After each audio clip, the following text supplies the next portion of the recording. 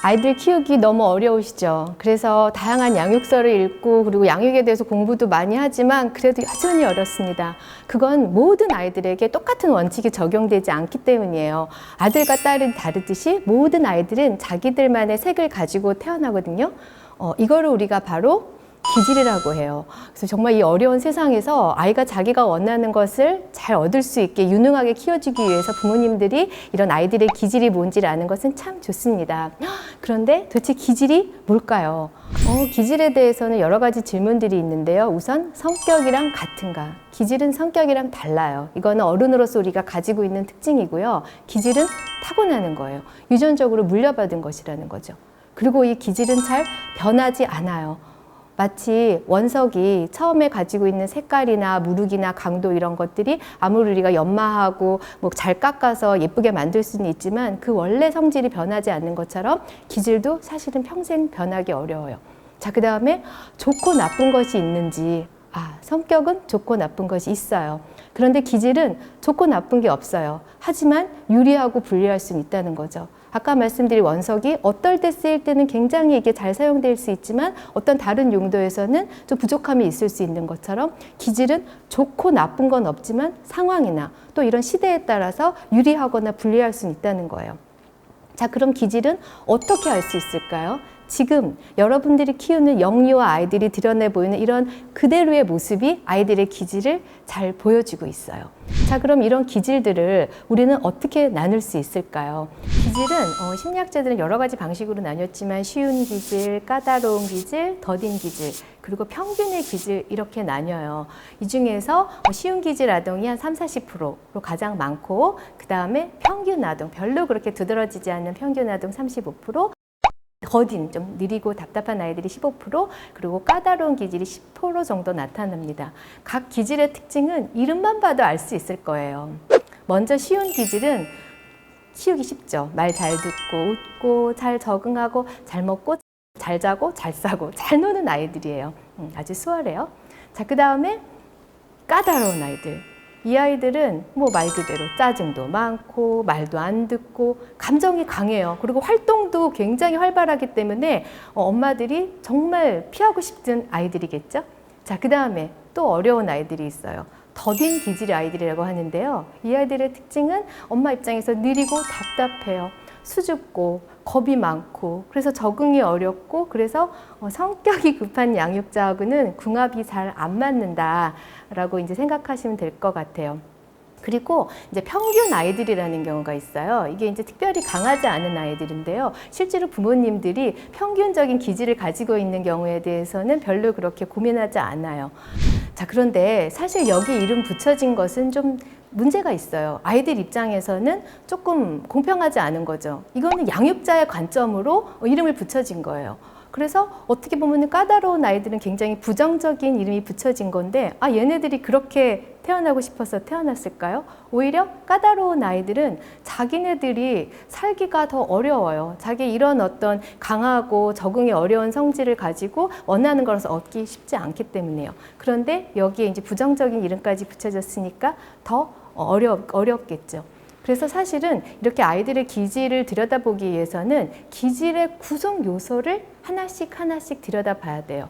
여기에는 새로운 자극에 대한 접근 회피, 그리고 기분이 어떤가, 얼마나 민감한가, 그리고 얼마나 활동적인가, 그리고 속도는 얼마나 빠른가 느린가, 그리고 정서의 강도나 화내는 정도 이런 게 얼마나 강한지, 그리고 고집, 적응력, 주의를 어떻게 집중하고 분산하는지, 그리고 리듬, 규칙성이죠. 이런 것들이 있어요. 우리가 이런 것들을 다 이해할 수는 없지만 제가 한 가지 좀 어머들이 어렵다고 생각하는 고집이란 기질을 가지고 조금 더 자세히 살펴보도록 하겠습니다. 고집은 방해물을 대하는 자세예요. 놀이나 학습을 할 때 하고자 하는 거를 끈기 있게 고집을 가지고 수행하느냐 아니면 방해물을 만나면 쉽게 포기하고 무기력해지는 것과 관련된 겁니다. 가지고 싶은 것이 있으면 잘 포기하지 않는다와 같은 문항이 고집을 파악할 수 있는 문항입니다. 고집이 세면 부모 입장에선 힘들지만 아이는 원하는 것을 얻기 위해 포기하지 않는 성질이 있기 때문에 큰 성취가 가능해요. 그러면 아이를 양육할 때 아이가 부모의 기질에 맞춰야 할까요? 부모가 아이의 기질을 맞춰야 할까요? 당연히 부모의 양육이 아이의 기질에 맞춰야겠죠. 그러면 부모가 아이의 기질을 맞춘다면 얼마나 맞춰야 될까요? 50%? 70%? 반 정도 하니까 100%? 부모는 100% 아이의 기질에 맞춰줘야 합니다. 자, 그럼 이런 기질에 맞춰서 부모는 아이들을 어떻게 양육해야 할까요? 부모 입장에서 좀 어려운 아이들을 예를 들어보겠습니다. 먼저 수줍은 아이를 볼게요. 얘네들은 신중하고 조심스럽기 때문에 예전에는 그렇게 문제가 되지 않았어요. 근데 최근에는 자기 주장을 잘하고 표현을 잘하는 것이 굉장히 사회적으로 중요한 유능성이 됐기 때문에 엄마 뒤에 숨고 회피하고 친구 사귀기를 힘들어하는 수줍은 아이들이 부모님들이 굉장히 어려워해요. 자, 그럼 이런 아이들을 키울 때 부모는 어떻게 해야 될까요? 일단 절대 하지 말아야 되는 말이 있어요. 예를 들어서 너는 왜 다른 아이들과 같지 않니? 다른 사람이 널 어떻게 생각하겠니? 답답해 죽겠다. 이런 말은 이런 수줍은 아이들을 2번 죽이는 말이에요. 이 아이들은 그렇지 않아도 사회적으로 굉장히 민감성이 높아서 다른 사람들이 자기를 어떻게 보는지, 나이가 어떻게 평가되는지에 대해서 불안이 높은데 이런 말을 하면 아이들을 더 불안하고 힘들게 만들겠죠.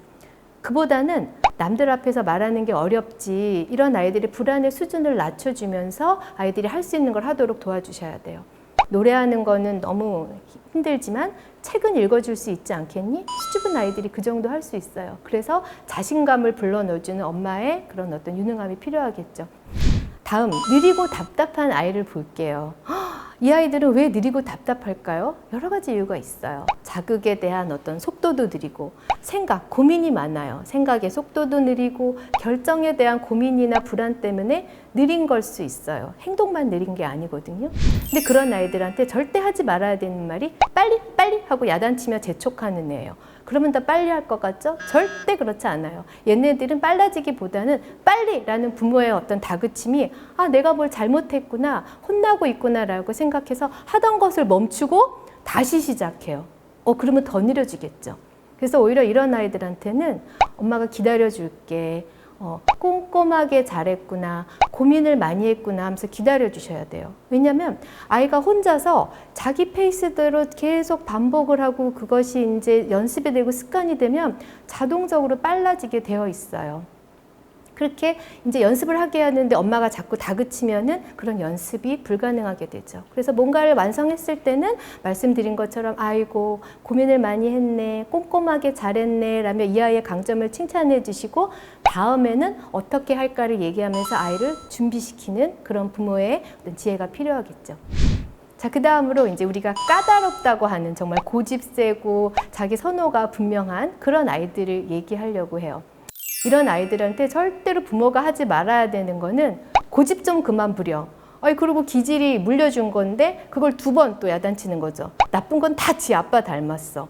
어떻게 내가 원하는 거 아니잖아요. 그리고 절대로 하지 말아야 되는 게 무조건 엄마 말 들어, 아빠 말 들어 이런 거예요. 얘네들은 무조건이라는 거 없어요. 자기의 개성이나 선호가 굉장히 중요하거든요. 근데 그런 애한테 또 어떤 부모는 그게 뭐가 좋으니? 머리를 왜 그렇게 묶었니? 왜 그런 옷을 입었니? 하면서 그 아이의 어떤 개성이 섞인 선택을 비난하는 말은 절대로 하는 것이 옳지 않습니다.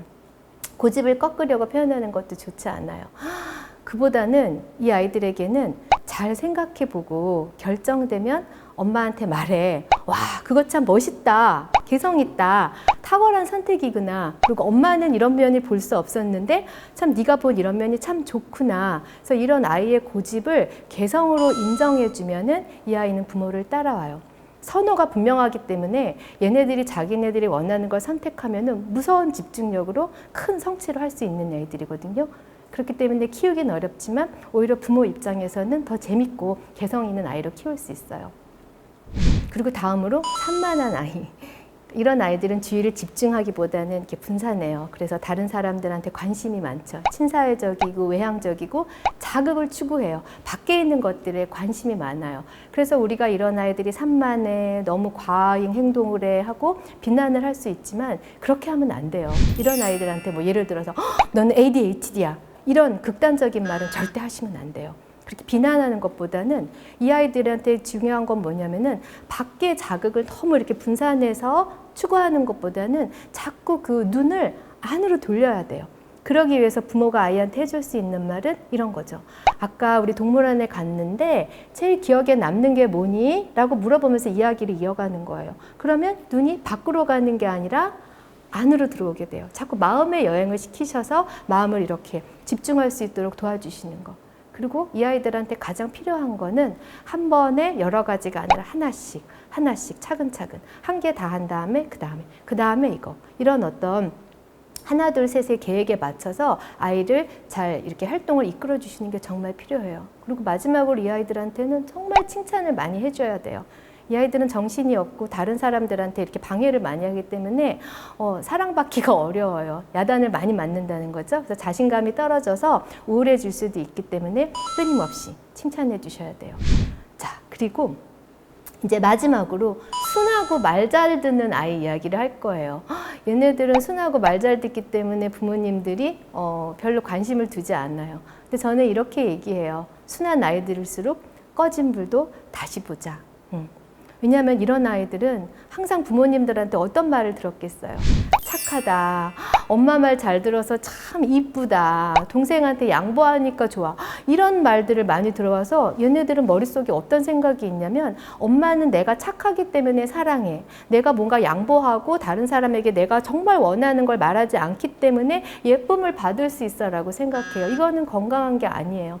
이게 바로 착한 아이 컴플렉스라는 거죠. 그렇지만 아이들은 누구나 자기가 가지고 있는 욕구가 있어요. 그래서 이런 아이들에게는 오히려 아이가 자기 의견을 잘 표현할 수 있도록 네가 정말 원하는 건 뭐니? 그리고 네가 착해서가 아니라 항상 엄마는 네가 무조건 예뻐, 너를 수용하고 인정한다라는 메시지를 끊임없이 주시는 게 필요하다는 겁니다. 쉬운 아이들도 결코 쉬운 아이가 아니라는 거죠. 육아에는 정답이 없습니다. 그냥 원리 원칙에 아이를 맞추려고 하지 마시고요. 오늘 말씀드린 기질을 빨리 아이에 맞춰서 이해하시고 그리고 그 기질을 있는 그대로 받아들이세요. 변하기 어려운 거라고 말씀드렸죠. 그리고 이런 기질을 가지고 있는 아이가 이 어려운 세상에서 자기가 원하는 걸 얻기 위해서 어떤 유능성을 키워줘야 될지를 잘 고민하시면서 아이를 키워주고 조절을 도와주시면 아이들은 행복하게 자랄 수 있을 것 같습니다. 감사합니다.